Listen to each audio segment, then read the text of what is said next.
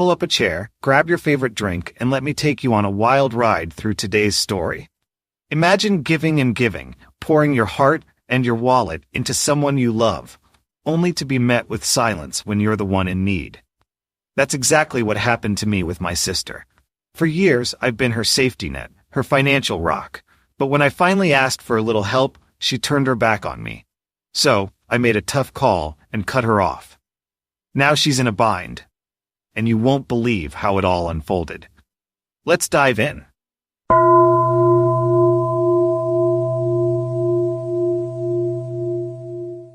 Pull up a chair and let me tell you about a chapter in my life that's left me questioning everything. It's about love, family, and the fine line between support and being taken for granted. You see, I've always believed family should be there for one another. But what happens when the support feels one-sided? This is the story of me, Emma, a 29-year-old sister who's been the bank of Emma for her 21-year-old sister, Lily. And now things have come to a breaking point. Let's rewind to when it all began. Growing up, our family wasn't poor, but money was tight. I always felt the weight of being the eldest. When I landed a solid job at 23, straight out of college, I was proud to take some of the financial burdens off my parents' shoulders. Lily was just starting high school, and I wanted to make sure she had opportunities I never had. I started small, buying her better clothes, a laptop for school, even helping her go on school trips. It wasn't just financial, it was personal. I'd been that kid who had to say no to birthday parties, movie outings, and trips because we couldn't afford it. I didn't want Lily to feel that same sting of exclusion. For years, it felt good. Every "thanks Emma" text from her was enough. But lately, something has shifted. Little cracks in our relationship have grown into deep fissures, and I can't ignore them anymore. It all started about 6 months ago, when my husband Ryan and I moved into a new apartment. We were exhausted after a long day of unpacking and working late nights. I thought, hey, Lily lives just 10 minutes away, she'd probably love to help. I called her, and she cheerfully answered, "Oh, Emma, I'd love to help, but I already have plans with friends tonight. Maybe tomorrow."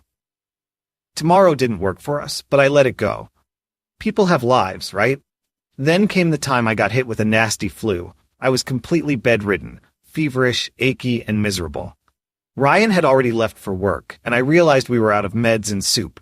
Who else could I call but Lily? She was closer than Ryan's office, and surely she wouldn't mind. "Of course, I'll try to stop by," she promised, but she never showed. When I finally confronted her days later, she gave me an airy apology. "Oh my gosh, Emma, I totally forgot. I was swamped with assignments. I'm so sorry." I wanted to believe her, but something in her voice made me feel small, like my request wasn't important enough to even remember. It wasn't about the soup or the medicine, it was about knowing someone had my back when I really needed it.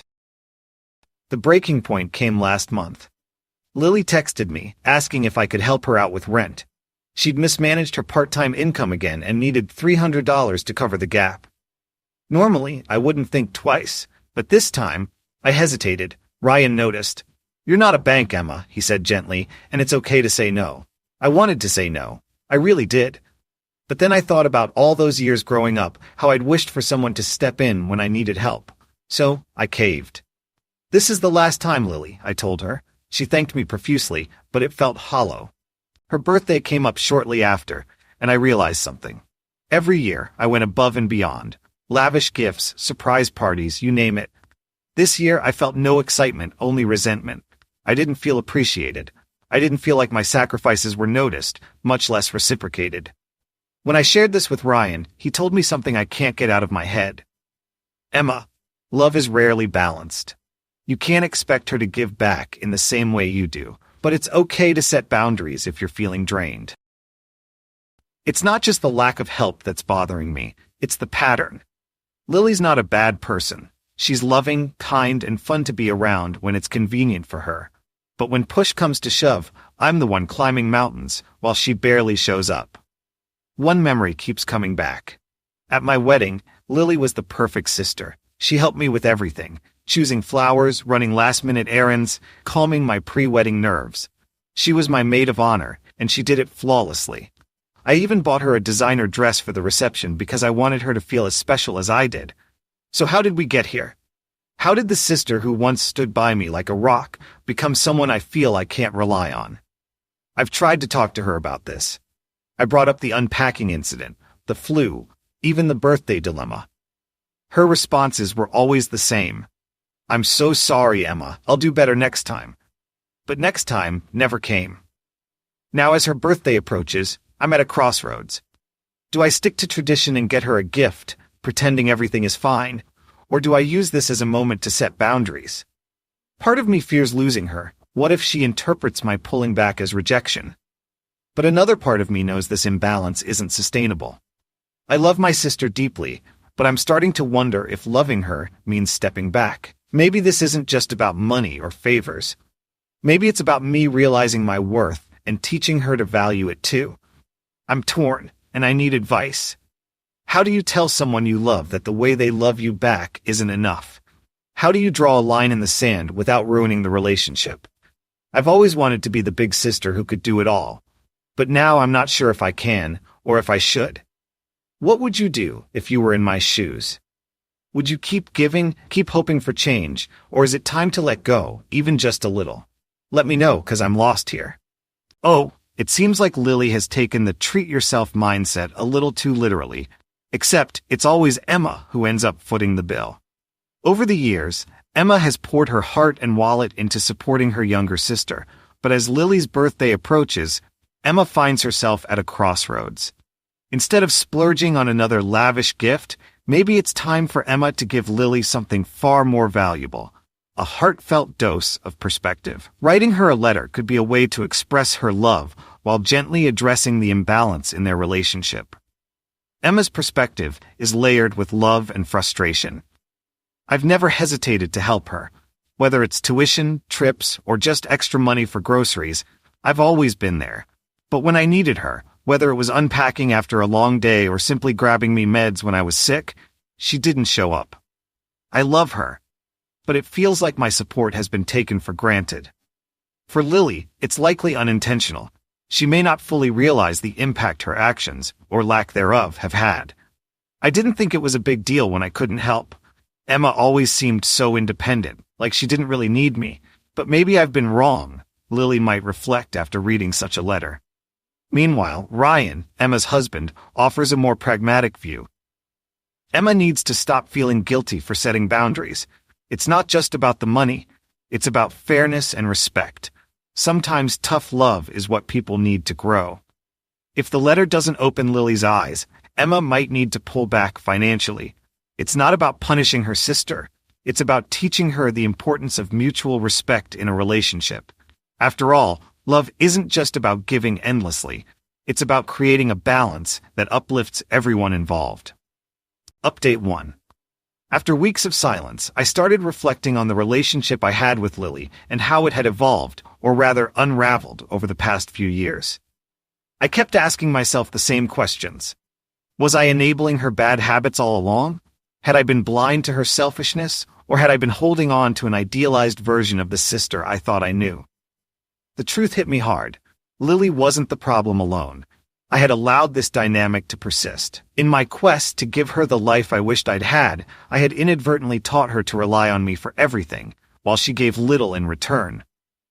But the situation with her car was the last straw. The fact that she bought it and flaunted it on Instagram, without even telling me, wasn't just hurtful. It was humiliating. I realized I wasn't her sister anymore.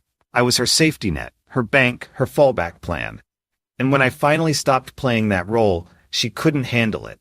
A few weeks later, Ryan, my husband, sat me down.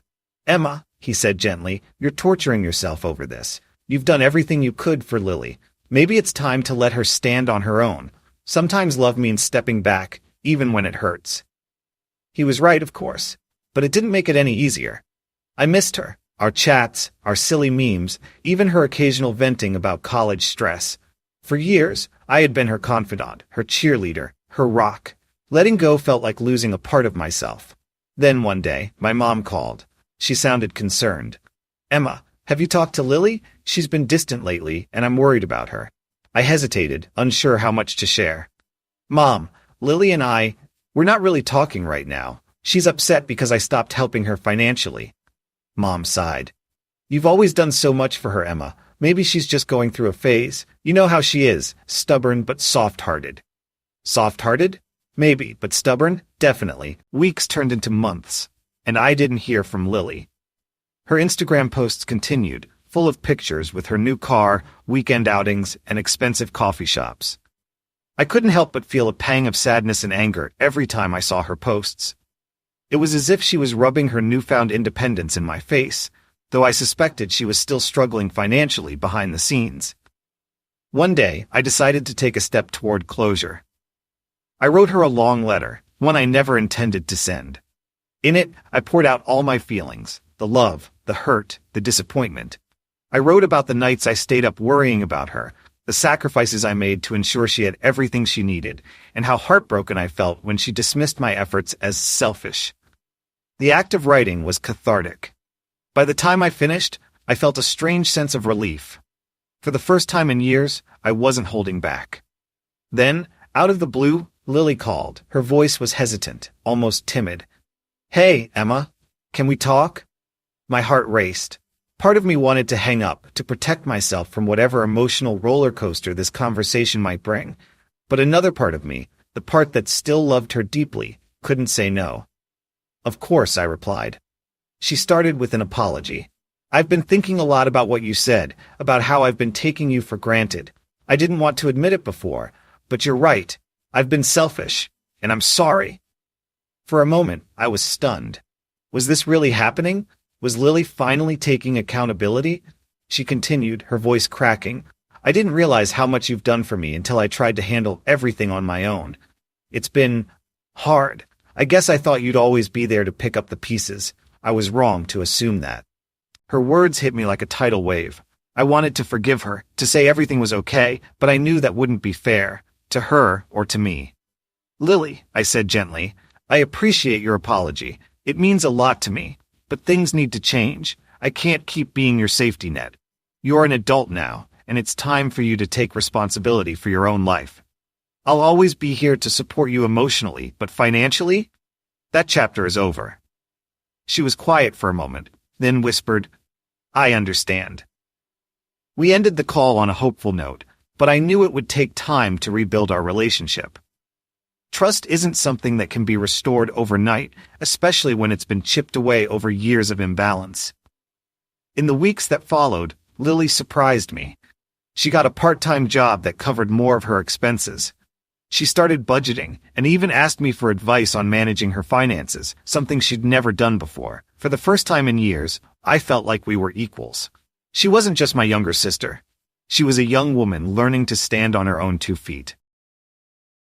And as for me, I learned a valuable lesson too. Love isn't about sacrificing yourself to the point of resentment.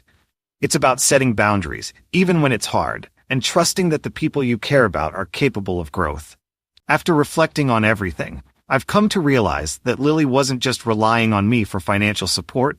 She was treating me more like her personal hedge fund than her sister. It wasn't about need anymore.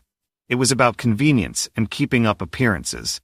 Her actions, especially skipping my husband's birthday party to flaunt her new car on Instagram, felt like a deliberate jab.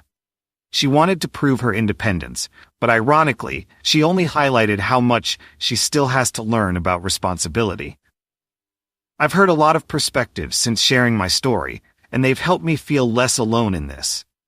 One commenter said, "Honestly, it sounds like she's been treating you more like her personal hedge fund than a family member.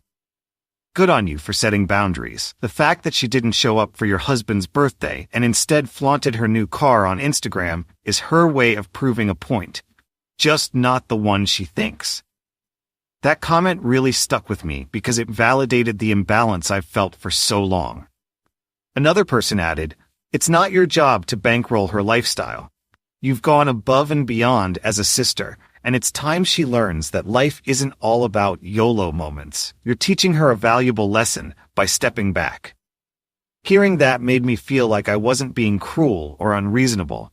I was just setting the boundaries she desperately needed. On the flip side, some people tried to view things from Lily's perspective. Maybe she's acting out because she feels abandoned. You've been her rock for so long, and now that you're pulling away, she doesn't know how to cope. It might be her way of expressing frustration, even if it's immature. That comment made me pause and consider if there's still unresolved tension we need to address. Ultimately, I know this situation is complex. While I've chosen to prioritize my well-being, I do hope that Lily can take this as a chance to grow. Time will tell if she understands the message I'm trying to send, but for now, I feel at peace knowing I've done what's best for both of us. Update 2. Here's an update to the situation with Lily, and honestly, it feels like the cycle is repeating itself, but this time with higher stakes. After cutting off contact with her following the car incident, I had been living a more peaceful life. No drama, no guilt, and finally some financial breathing room. My husband Ryan noticed the change in me, commenting how I seemed less stressed and more focused on the things that truly mattered. Occasionally, my mom would bring up our fallout, lamenting how sad she was to see our bond deteriorate. She reminded me of the times when Lily and I were inseparable, when people would comment on how close we were. It's not that I didn't miss Lily. I did, but I couldn't keep enabling her behavior at the expense of my own sanity. My dad, thankfully, understood my side and told me to stay strong, even if it was hard. She needs to learn, Emma. If you keep bailing her out, she'll never grow up, he said. Then, about 2 weeks ago, Lily reached out. She sounded desperate. Apparently her car, her beloved first car that she had fought so hard to get, was repossessed by the bank. She had defaulted on her car payments for over 4 months, and the collections officer had given her a week to pay up or risk the car being auctioned off. Through tears, she begged me to help her. Emma, I know I messed up. I should have listened to you, but I was so hurt. When you and Ryan didn't support me, I felt like the whole world had turned its back on me. Please, help me save my car. You know how much it means to me, she pleaded. Her words hit a nerve. A part of me wanted to help her. It's hard to shut down that instinct when it's your younger sister crying in front of you. But I also knew this was a pattern. I had bailed her out so many times before, and each time she promised to do better. Each time she fell right back into old habits. I calmly told her, Lily, I can't help you. I have my own bills to pay and obligations to meet. You need to take responsibility for your choices. Her response was immediate and cutting. This isn't about money, Emma. This is about you punishing me. You're just trying to prove that you were right, and I was wrong to buy the car. You love seeing me struggle, don't you? How could you be so heartless and petty? Her words stung. I wasn't trying to punish her. I was trying to help her learn. But Lily didn't see it that way. She stormed out of my house furious, and we haven't spoken since. A few days later, I learned through my mom that Lily had gone to her for help. Mom, ever the peacekeeper, managed to scrape together the money to cover the overdue payments. While I understood her desire to help, I couldn't shake the sinking feeling that this was only delaying the inevitable. Lily's spending habits hadn't changed. She was living beyond her means, constantly prioritizing wants over needs.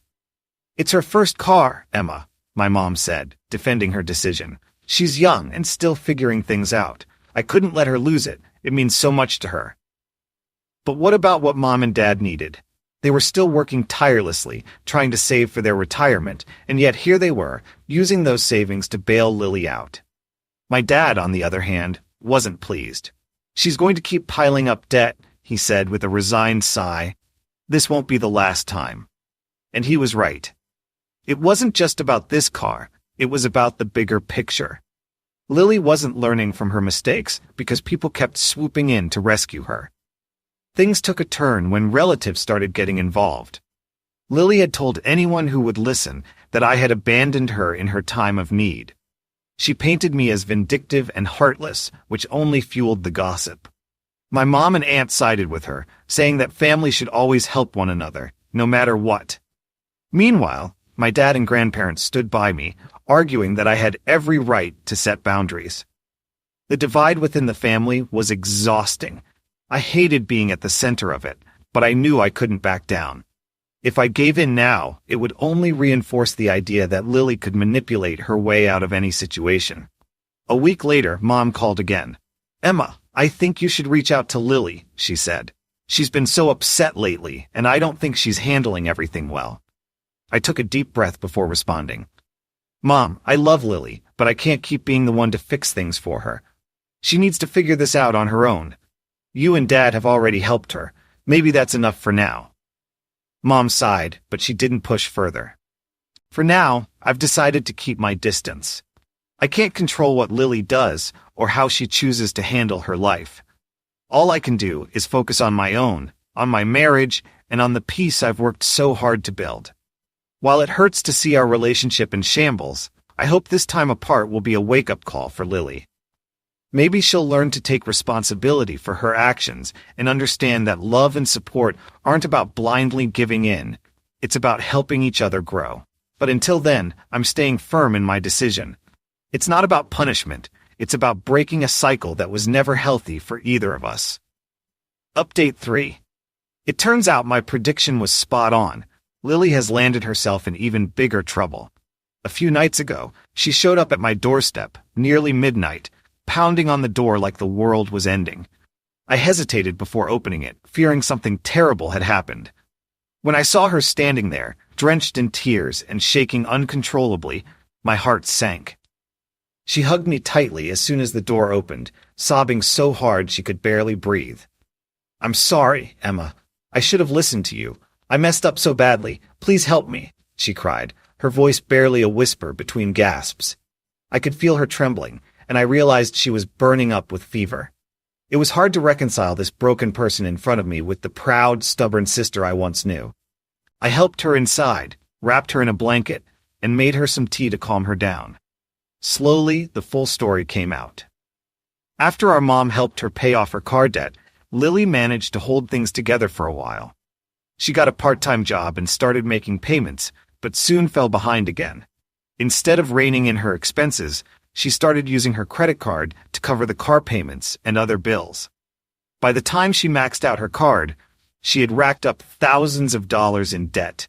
Not just from necessities, but from dining out, shopping, and other luxuries she couldn't afford. Her financial house of cards had collapsed, and now the bank was threatening legal action if she didn't clear the balance immediately. Even worse, she had been avoiding the bank's relentless calls by crashing at a friend's place and turning off her phone. But that arrangement had run its course, leaving her desperate and with nowhere else to turn. She begged me to bail her out, again. This time, though, the stakes were far higher. We weren't talking about a few $100s. Lily needed thousands and fast. As she pleaded with me to step in, I felt a sick, sinking sensation in my stomach. It wasn't just the debt, it was the realization that she hadn't learned anything. She wasn't taking responsibility, wasn't even trying to change her habits. She was simply looking to me to clean up her mess. I took a deep breath and told her, "Lily, I can't help you this time. I warned you about this, and you didn't listen. I can't keep saving you." Before I could finish, she snapped, "You're heartless, Emma. Selfish. You're ruining my life out of spite. How can you just stand there and let this happen to me?" Her words hit me like a slap in the face. I felt like I didn't even know her anymore. This wasn't the sister I grew up with, the one I had loved and cared for so deeply.